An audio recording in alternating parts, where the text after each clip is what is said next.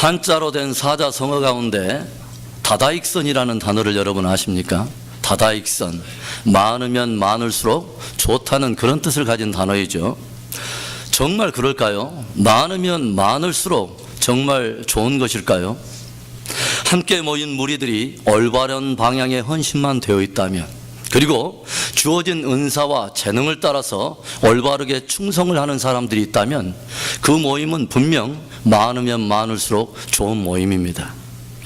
그런데 모인 무리들이 그릇된 가치관, 그릇된 목적에 헌신되어 있다면, 그리고 주신 은사나 재능을 오히려 헛된 데 사용하거나 그것을 게으르게 묻어두는 사람들이 있다면 많다고 좋은 것만은 꼭 아닐 것입니다. 200만 명이 넘는 엄청난 사람들이 모였어요. 그리고 더군다나 더욱더 바람직한 것은 한 뜻을 가지고 모였다고 하는 것이죠. 그런데 한 뜻을 가진 그 엄청난 무리들이 모여서 무엇을 도모하냐면 하나님께서 주시기로 한 약속의 땅 가나안을 등지고 다시 애굽으로 돌아가려고 하는 것입니다. 많은 무리들이 함께 모였지만 저들은 하나님의 약속을 신뢰하지 못하고 한 뜻을 가지고 하나님을 원망합니다. 한 뜻을 가지고 환경을 불평하고 또 주어진 여러 상황을 원망하기 시작합니다. 저들은 그렇게 40년 동안을 광야에서 함께 표류하고 함께 배회하다가 결국 약속의 땅은 한 평도 차지하지 못하고 한 평도 밟지 못하고 모두가 광야에서 함께 엎드러져 버렸습니다. 그릇된 가치관, 그릇된 목적에 헌신된 사람들이라면 많다고 절대로 좋은 모임이 아닌 것이죠. 많은 사람들이 모였는데 모인 무리가 죄다 바알에게 무릎 꿇는 사람들만 있다면, 함께 모였는데 하나님의 이름을 조롱하는 골리앗 앞에서 아무것도 하지 못하고 모두가 죄다 엘라 골짜기에 숨어 있기만 한다면, 그리고 함께 모였는데 모두가 스스로 메뚜기 자상만을 가지고 주어진 환경과 모든 상황을 불평하고 원망하는 사람들만 있다면 그 모였다 하는 숫자와 규모가 하나님 앞에 무슨 의미가 있겠습니까? 이와 같이 다다익선, 많으면 많을수록 좋다고 하는, 그렇게 생각하는 것도 하나의 편견이지만 사람들이 이와 관련해서 종종 갖게 되는 또 하나의 다른 편견 중에 하나는 숫자가 적으면 아무것도 할 수 없다고 생각하는 것입니다. 가진 것이 적으면 큰 일을 할 수 없다고 생각하는 거예요. 믿음의 역사가 짧으면, 신앙의 연륜이 짧으면 아무것도 할 수 없다고 생각하는 것 역시 신앙의 하나의 편견이 되는 것입니다. 정말 그럴까요? 숫자가 적으면 아무것도 할 수 없습니까? 신앙의 연조가 짧으면 아무것도 할 수 없을까요? 모든 사람들이 그들 자신과 그들이 섬기는 하나님 여호와를 조롱하는 거인 그 골리앗이 두려워서 엘라 골짜기에 숨어 있을 때 그 육척 장신을 한번 싸워오겠다고 선뜻 나선 사람이 소년 다윗 혼자였습니다. 골짜기에 몸을 숨기고 있는 사람들은 오히려 완전군장을 하고 있었어요. 그들에게 손에는요 창과 방패가 들려져 있었어요. 그동안 빡세게 훈련도 받았습니다. 그런데 정작 이 상황이 벌어질 때에 그들 모두는 그들의 모든 받았던 훈련들과 자기들이 가졌던 창과 방패가 아무런 무용지물이듯이 그들은 모두 골짜기에 숨어버리고 말았습니다. 그런데 이때 아무런 군장도 하지 않은 채 그에게 들려진 무기라고는 물맷돌 몇 개일 뿐인 소년이 바로 그 적장 골리앗 앞에 서 있는 것이죠. 그런데 대적 골리앗뿐만 아니라 심지어 아군들조차도 적으면 할 수 없어, 연륜이 짧으면 할 수 없어, 가진 것이 없으면 아무런 일도 일으킬 수 없어 라고 가질 수 있었던 이 잘못된 편견에 사로잡혀서 적장 앞에 서 있는 소년 다윗을 비아냥거리면서 조롱하는 그 현장에서 그 소년은 마치 보란듯이 물맷돌을 돌리기 시작하더니 그 골리앗의 머리를 정통으로 가격하고 달려가서 쓰러져 버린 적장 골리앗의 머리를 칼로 베어버렸습니다. 적다고 못하는 것이 아니고 연륜이 짧다고 못하는 것이 결코 아닌 것입니다. 바다의 모래처럼 허다한 수십만의 미디안 군대들을 쳐서 승리를 얻은 사람들은 불과 300명의 헌신된 하나님의 사람들이었습니다. 적다고 못하는 것이 아니고 짧다고 못하는 것이 결코 아닌 거예요. 진짜 문제는 적으면 할 수 없다고 생각하는 바로 그 생각입니다. 진짜 문제는 연륜이 짧으면 할 수 없다고 생각하는 그 생각이에요. 교회는 겉모습이 크냐 작냐하는 것보다는 그 공동체를 이루고 있는 구성원 한 사람 한 사람의 영적 체질이 건강하냐, 그것이 관건인 것입니다. 교회가 몇 년 되었느냐, 내가 믿은 지 얼마나 되었느냐 하는 그 믿음과 그 연륜의 길이보다는 얼마나 그에 걸맞게 영적으로 건강한가, 교회의 교회됨과 성도됨의 그 부르심의 본질에 얼마나 많이 충성하고 있는가가 그 교회의 힘이고 그 교회의 신앙의 수준이 되는 것입니다. 그래서 성경을 보면요, 하나님은요 이런 것을 묻지 않아요.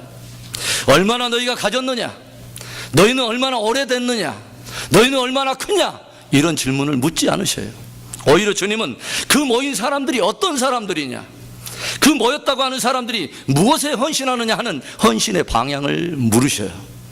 오늘 이 아침에 당대에 많은 교회들도 있었지만 그들에 비해서 상대적으로 적은 능력을 가지고 있었던, 그러나 주님의 마음에 합한, 그러나 주님의 마음을 기쁘게 한 한 작은 교회와 그 성도들을 축복하는 그 하나님께서 그 교회를, 그 성도들을 보여주면서 우리의 신앙을 도전하고 있는 것을 우리가 알게 됩니다. 오늘 이 아침에 주신 말씀을 통해서 우리 은혜 비전 교회의 공동체적인 영성이 더욱더 견고해질 뿐만 아니라 우리 한 사람 한 사람이 주님이 기뻐 쓰실 만한 귀한 일꾼으로 굳게 서는 은혜가 있기를 주님의 이름으로 축원합니다. 그렇다면 과연 적은 능력을 가졌음에도 불구하고 주님께로부터 칭찬을 받았던 이 빌라델피아 교회는 어떤 교회였고 그 안에는 어떤 성도들이 있었습니까? 첫째로 빌라델피아 교회는 부르심의 본질에 헌신하는 교회였고 부르심의 본질에 헌신하는 성도들이 있었다고 하는 것이죠. 요한계시록 2장과 3장에 보면 우리는 소아시아 7교회에 보내시는 예수님의 서신의 내용들을 우리는 읽어볼 수가 있습니다. 거기에 보면은 7교회에 보내는 예수님의 모습이 각기 다르게 표현되어 있는 것을 우리는 알게 되죠. 7절을 우리 함께 봅니다. 빌라델피아 교회 사자에게 편지하기를 거룩하고 진실하사 다윗의 열쇠를 가지신 이 곧 열면 닫을 사람이 없고 닫으면 열 사람이 없는 그이가 가라사대. 빌라델피아 교회에 말씀하시는 예수님의 모습은 거룩하고 진실하신 분이에요. 그리고 다윗의 열쇠를 가지고 계신 분으로 그분이 한번 열면은 닫을 어떤 사람이 없고 그분이 한번 닫으면 열 자가 없으신, 모든 열고 닫는 권세를 가지신 주권자로 묘사가 되어 있다고 하는 것입니다. 저와 여러분, 우리 모든 인생의 열쇠를 그분이 가지고 계십니다. 모든 역사의 키가 누구에게 있느냐? 예수님께 달려있는 거예요. 모든 인생의 생사화복의 모든 열쇠가 누구의 것이냐? 예수님의 것이가 한 것입니다.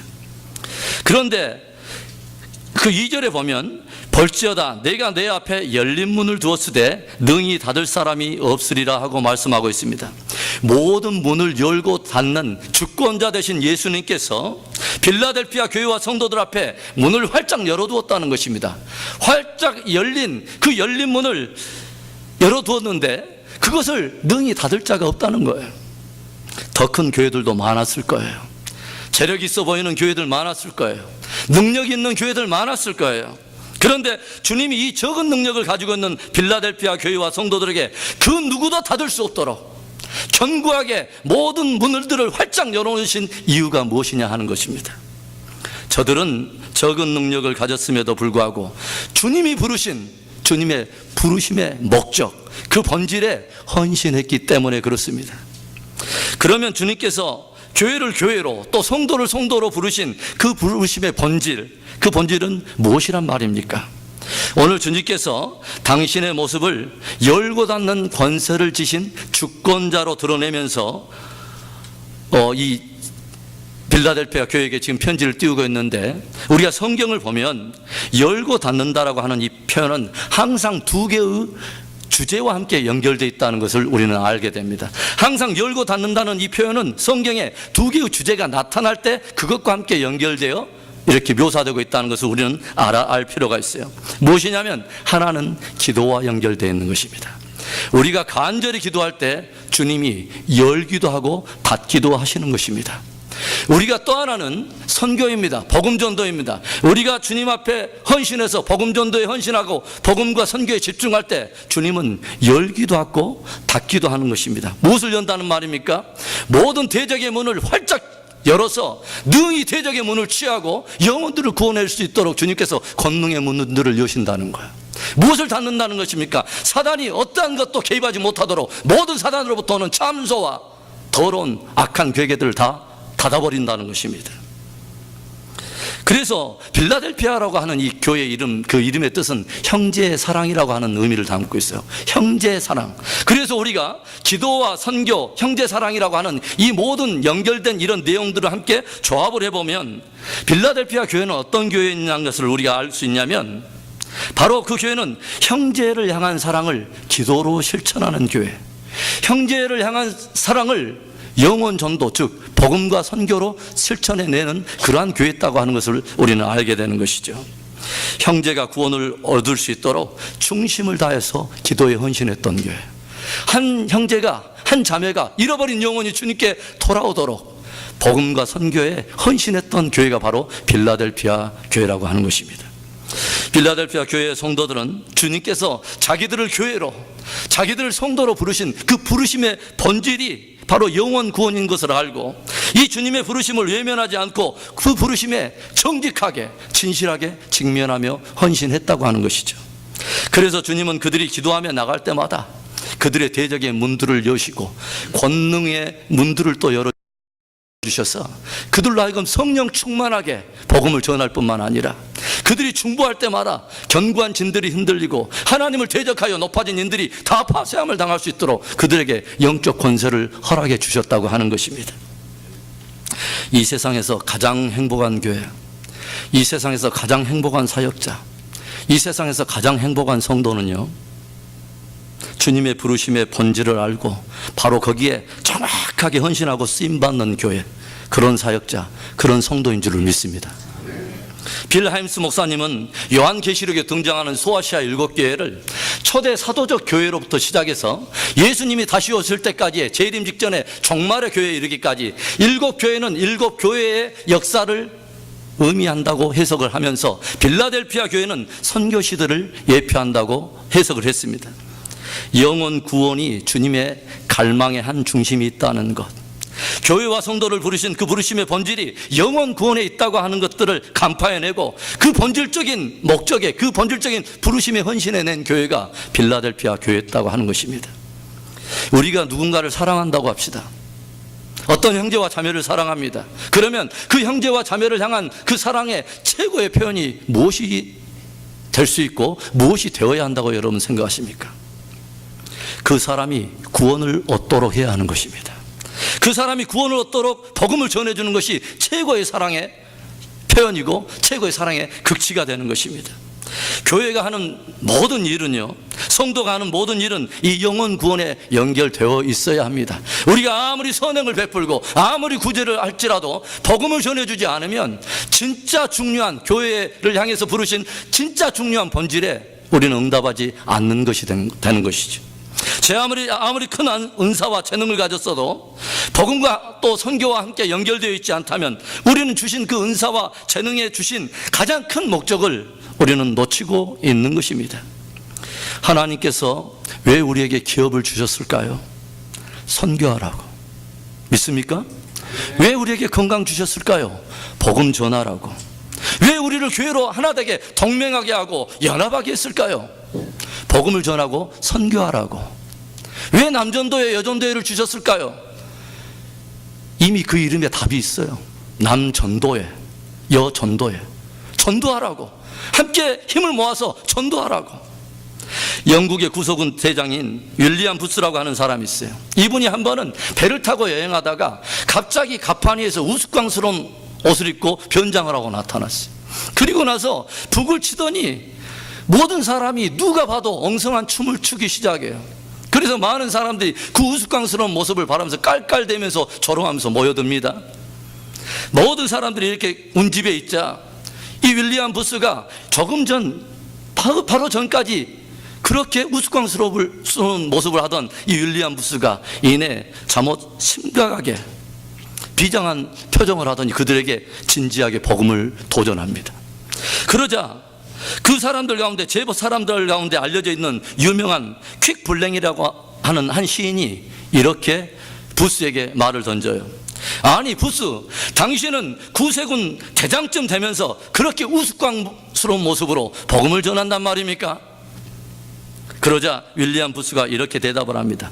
나는 한 영혼이라도 구원을 받을 수 있다면, 한 영혼이라도 죽게 돌아올 수만 있다면 평생토록 나는 물구나무를 서서 북을 칠 수 있어. 이렇게 말을 하더랍니다.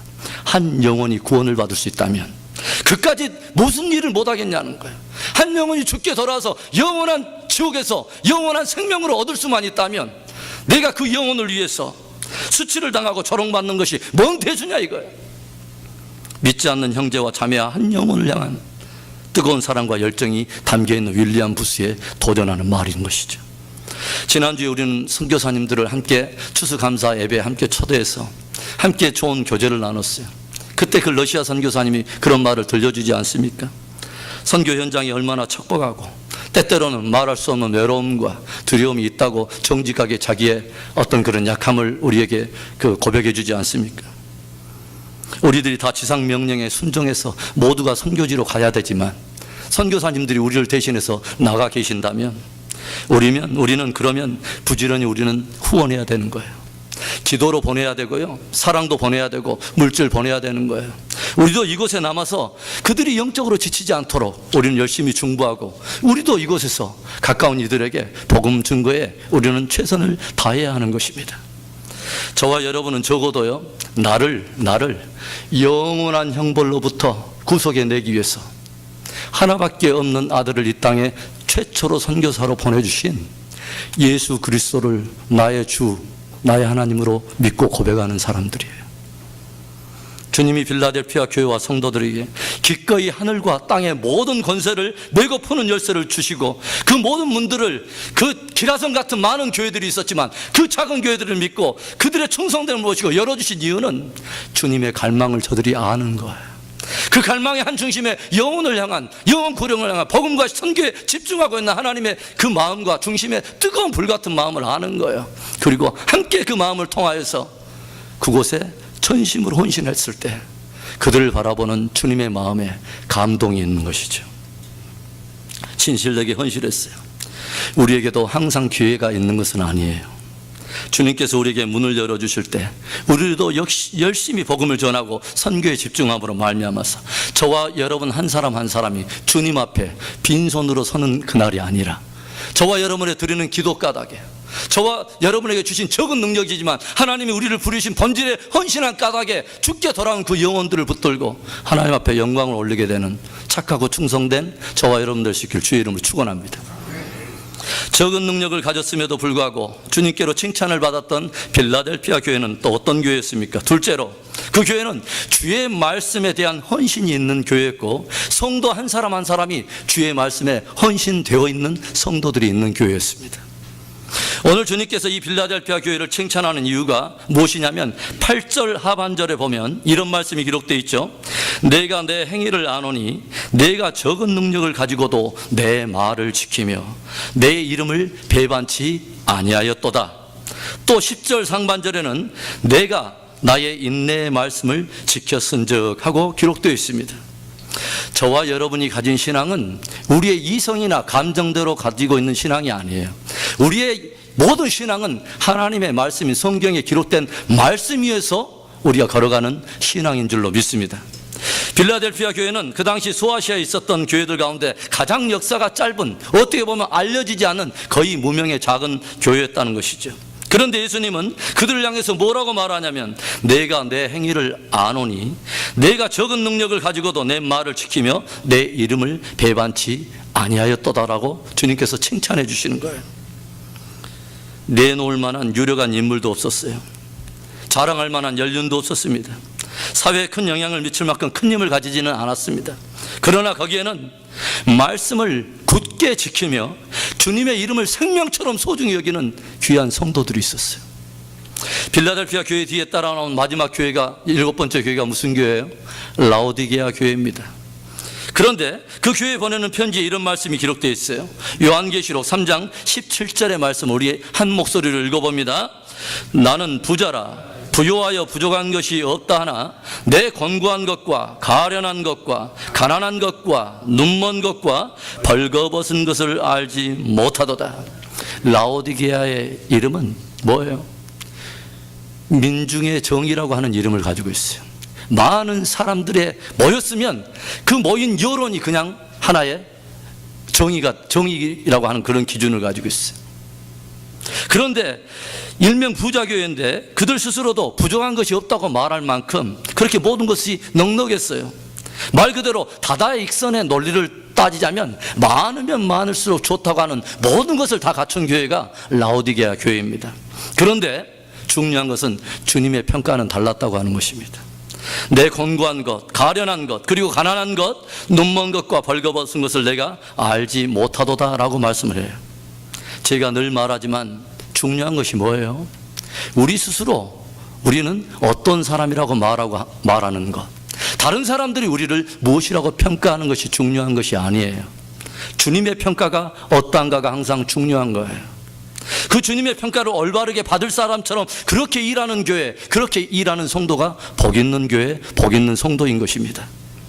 빌라델피아 교회는 비록 역사는 작고 가진 능력이 적음에도 불구하고 하나님의 말씀 앞에 진실로 아멘, 아멘 고백하며 순종이 있는 교회였습니다.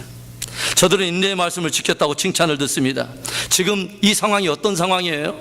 초대교회의 황제 숭배로 인해서 핍박과 모든 박해가 지금 몰려오는 상황인데 인내로 이 말씀을 지켜냈다는 거예요. 무슨 말이에요?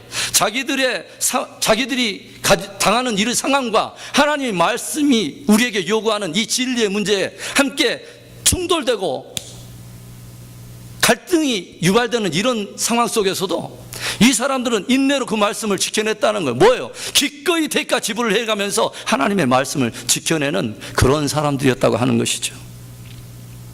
그런데 저들은 인내하며 저들의 신앙을 지키고 주의 이름을 배반하지 않았어요. 빌라델피아 교회 앞에 기록되어 있는 여러 교회 가운데 버가모 교회에 보내는 편지에서 주님은 그들을 이렇게 책망하세요. 너희에게 거짓 선지자 발람의 교훈을 지키는 자가 있다. 그리고 이단 니골라당의 교훈을 용납하는 자가 있다.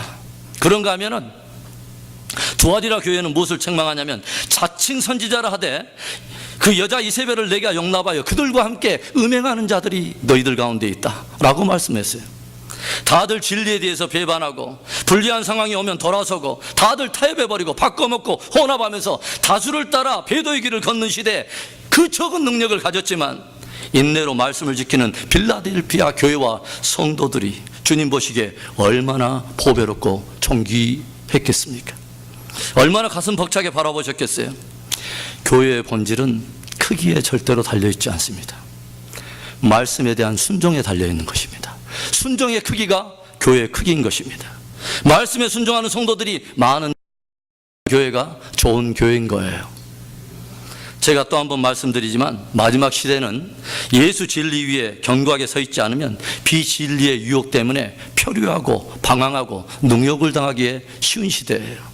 아무런 빛도 발하지 못한 채 함께 타협하고 쏠려다니고 엎드려져 버리기 쉬운 그런 시대가 마지막 시대예요. 마지막 시대가 될수록 진리의 사람들에게는 더욱 찬란한 빛을 발하는 채광권이 있어요. 바로 성경입니다. 저와 여러분이 성경의 사람이 될 수 있기를 바라요. 그러나 지식으로 붙드는 사람이 아니라 순종으로 그 진리를 붙드는 멋진 성경의 사람이 될 수 있기를 바라요. 그 순종이 저와 여러분을 주님 앞에 살리는 것입니다. 은퇴하신 목사님들끼리 종종 이렇게 이제 목회를 마치시고 그분들이 이렇게 대화 나누는 것을 들어요. 저희들도 이제 12월 2일 날 지방에 이렇게 은퇴하신 목사님들 그 섬긴다고 이제 몇몇 분들이 가서 우리가 섬기기로 했는데 그분들이 종종 이런 말이에요. 목회를 다 마치고 오랫동안 목회를 하다 보니까 오랜 동안 믿었다고 하는 신앙의 연륜과 그 사람이 진짜 말씀을 붙들고 순종하는 그 삶과는 결코 전혀 별개이더라 하는 그런 말을 종종 듣습니다. 진짜 좋은 교회, 진짜 좋은 성도는 하나님의 말씀을 간절히 사모할 뿐만 아니라 그 들은 말씀을, 깨달은 말씀을 진실로 내 삶으로 아멘하여 열매를 맺는 교회, 그런 성도인 것입니다. 저는 저희 교회가 그런 교회가 되었으면 좋겠어요. 그런 성도들 됐으면 좋겠어요. 서로 바라보는 관점이 다르고 추구하는 신앙의 컬러가 다르기 때문에 때때로는 갈등이 있고 때때로는 여러 가지 논쟁이 있지만 성경이 그렇다고 하는 그 부분에 딱 진리가 드러나면 모든 사람들이 입을 다물고 진리가 우리의 삶의 결론이 되어버리는 그런 교회. 그 예전에 제가 말했습니다. 총회를 하다 보면 이쪽에서 중구난방으로 자기가 막 의장 하면서 막 자기 의견을 막 내고 난상 토론하면서 피튀기시 어떨 때 막 우주 비행선 왔다 갔다 날라다니고 책들이 막 날라다니고 합니다. 그러나 뒤에서 누군가가 말합니다. 의장 법이요 라고 딱 말을 합니다. 그러면 모든 사람이 잠잠합니다. 뭔 말인지 아세요? 법이요, 헌법에 그렇게 기록되어 있다는 거예요. 저와 여러분들이 이성 속에, 우리의 생각 속에 표류하다가도, 서로와 논쟁을 취하다가도, 내 삶에 여러 방향을 두고 여러 생각들을 하다가도 성경이 그렇다고 하는 그것이 저와 여러분의 마지막 결론이 되는 멋진 하나님의 사람들이 될 수 있기를 주의 이름 축원합니다. 적은 능력을 가졌음에도 불구하고 주님께로 칭찬을 받았던 빌라델피아 교회는 어떤 교회였습니까? 마지막 세 번째로, 거기에는 기둥 같은 일꾼들의 헌신이 있는 교회였어요. 12절의 말씀을 우리 한 목소리로 읽어봅니다. 이기는 자는 내 하나님 성전에 기둥이 되게 하리니 그가 결코 다시 나가지 아니하리라. 내가 하나님의 이름과 하나님의 성 곧 하늘에서 내 하나님께로부터 내려오는 새 예루살렘의 이름과 나의 새 이름을 그의 위에 기록하리라. 아멘.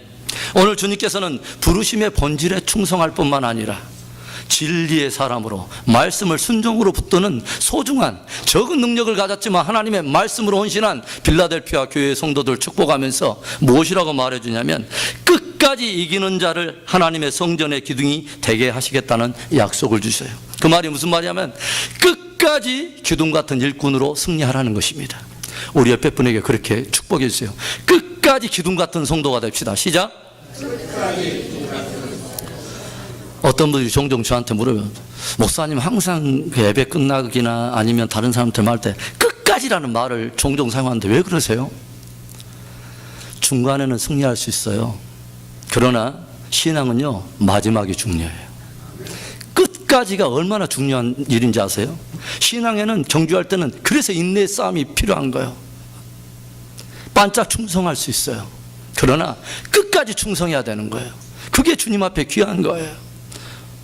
끝까지 기둥 같은 일꾼이 되라고 도전하시는 거예요. 주님이 우리를 구원하신 것은 구원 자체로만 끈을 내기 위해서 주님이 우리를 부르신 게 아니에요.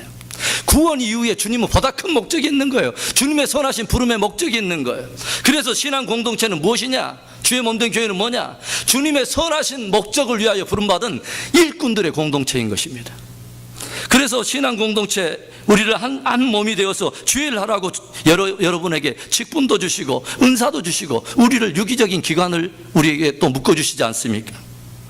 나는 부자라 부유하여 부족한 것이 없다던 라오디게아를 교회를 통해서 하나님 주님께서 책망하신 이 유명한 말씀 아시죠? 3장 15절의 말씀, 내가 내 행위를 아노니 내가 차지도 아니하고 더웁지도 아니하도다. 내가 차든지 더웁든지 하기를 원하노라. 내가 이같이 미지근하여 더웁지도 아니하고 차지도 아니하리니 내 입에서 너를 토하여 내치리라. 참 무서운 말씀입니다. 우리가 문자적으로 이렇게 읽으니까 그러지 성경 말씀이요, 조용히 생각해 보면 주님은 극단에서 극단까지 모든 것을 말씀하셔요. 주님 앞에서는 가릴 것이 없어요. 주님은 있는 그대로 말씀하시는 것이죠. 라오디게아 교회는 미지근한 사람들이 많더라는 거예요. 막상 쓰시려고 주님께서 부르시는데 쓸만한 사람이, 순종하여 화답하는 사람이, 순종하여 헌신하여 나오는 사람이 그리 많지 않더라는 거예요. 기도할 때도 주시려면 주시고 마시려면 마시고, 은혜를 받는 것도 아니고 또 안 받는 것도 아니면서 또 예배를 드리기는 드리는데 또 안 나가면 후환이 두렵고, 그러다 억지 충성을 하려다가 보니까 이 일을 하더라도 안 하는 쪽으로 자꾸 일을 하는 거죠. 안 되는 쪽으로 일을 해요. 그런데 주님은 지극히 적은 능력을 가진 이 빌라델피아 교회에서 소중한 사람들을 본 거예요. 주께서 쓰시겠다고 하면 언제든지 기쁨으로 달려가는 사람, 전심으로 순종하고 충성을 다하는 일꾼들이 빌라델피아 교회에 있었다는 것이죠. 기둥 같은 일꾼이 어떤 일꾼이에요? 기둥은 곧아야 되는 거예요. 믿음이 곧고 심지가 곧고 신앙이 곧아야 되는 것입니다. 굽은 것은 기둥의 제목이 아니에요. 기둥은 신앙의 원칙을 지키고 말씀이 결론이 돼서 그 위에 변함이 없이 흔들림이 없는 사람들이. 기둥은 모든 하중을 견디면서 말이 없습니다. 모든 건축물의 구조들은 이모저모로 모두 기둥과 함께 연결되어 있고, 기둥은 한 중심에서 자기의 하중만 견딜 뿐만 아니라 모든 건축물에서 오는 모든 하중을 다 견뎌내요. 무엇을 말하는 거예요? 나에게 주신 직임과 사명을 다 감당할 뿐만 아니라 주변에 연약해서 쓰러져가는 형제와 자매들을 함께 붙들고서 함께 그 하중을 함께 품고 나가는 사람이 기둥인 거예요. 기둥은 특징이 뭐예요? 늘 그 자리에 있어요. 늘 그 자리에 있어요.